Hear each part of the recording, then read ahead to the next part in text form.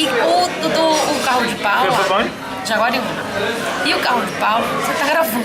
Não tô não, bem. Você jura? O carro de Paula era de Salvador, então ele tinha sido... O ar-condicionado tinha sido colocado, não tinha sido... Que nem o Fox Pretinho?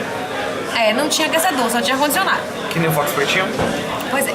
Aí, pronto, fui eu primeiro quando cheguei lá, um frio do cacete, né? Porque só com a jaqueta jeans e blusinha e tal, não consegui. Quando tava no meio da multidão, tudo bem, mas quando saí um pouco, a gente estacionou o carro no meio do descampado. Na hora que a gente foi embora, a gente andou, tipo, sei lá, uns 10 minutos pra chegar no carro, né? No descampado.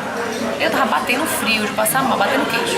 Eu falei, porra, massa, quando eu chegar no carro, vou entrar no carro, maravilha vai ser, né? Fantástico. Tudo lindo. Tudo lindo.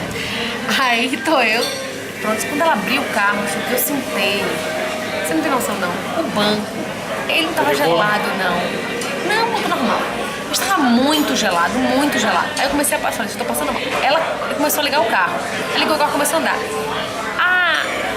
Pela parte do ventilador entrava o ar frio e não tinha aquecedor.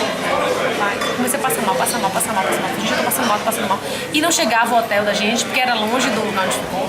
Quando eu cheguei no hotel, ainda tiveram que tirar minha roupa, botar tipo três cobertas em cima de mim. Juliana foi na recepção, pegou remédio, pegou pra eu poder conseguir melhorar, porque eu perdi o Remédio? Eu perdi o calor do corpo. Passei mal mesmo. Você gravou, tenho certeza. Tenho certeza, sabia.